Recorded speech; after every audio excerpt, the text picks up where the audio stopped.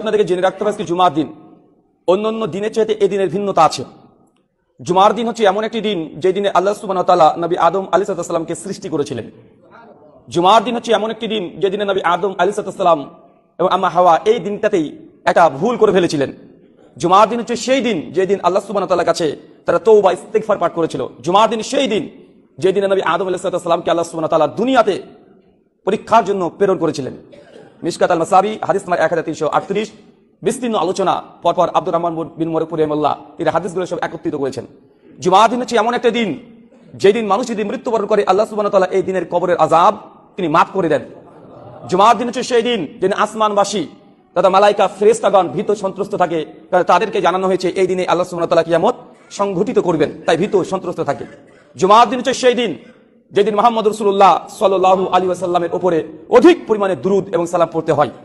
জুমার দিন হচ্ছে সেই দিন, সহিহ বুখারী হাদিস নাম্বার 931 আল্লাহ নবী বলছেন, কোন ব্যক্তি যদি বাড়িতে সুন্দর করে ওযু করে আর খাস নিয়াত জুমার উদ্দেশ্যে যদি মসজিদে আসে, প্রত্যেক ধাপে ধাপে নেকি তো আছেই। আর এই দিনে আল্লাহ সুবহানাহু ওয়া তাআলা আসমান থেকে বেশ কিছু ফেরেশতা দুনিয়াতে যত জুমার মসজিদ আছে প্রত্যেক মসজিদে গেটে গেটে আল্লাহ সুবহানাহু ওয়া তাআলা তাকে দাঁড় করিয়ে দেন।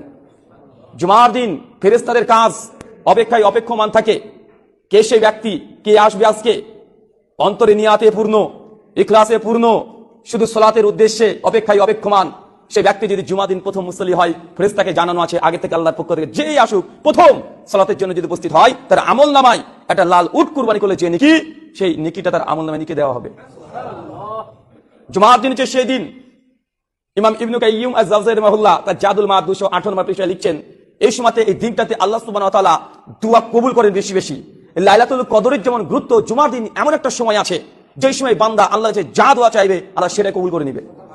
কিন্তু সেই সময়টা কোন সময় এটা হাদিস থেকে স্পষ্ট নয়, তবে অধিকাংশ জমহুরদের মত হচ্ছে এটা, ইমাম সাহেব যখন খুতবারত অবস্থায় এই যে লাঠি নিয়ে দাঁড়িয়ে পড়েছে, এই সময় থেকে একদম আসরের ওয়াক্ত আসা পর্যন্ত এই সময়টার মধ্যে যে কোনো দোয়া আল্লাহ যে কখন কার কবুল করে নাই এটা আমরা জানা নাই, তবে দোয়া কবুল হবেই হবে।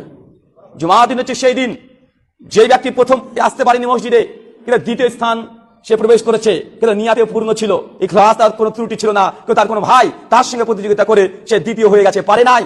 জুমার দিন হচ্ছে সেই দিন দ্বিতীয় ব্যক্তিকে আল্লাহ সুবহানাহু ওয়া তাআলা খালি হাতে ফেরত দেন না, তার আমল নামায় একটা গরু কুরবানি করলে যে নেকি হয় তার আমল নামায় সেটা দিয়ে দেওয়া হবে, মোটেই কম নয়।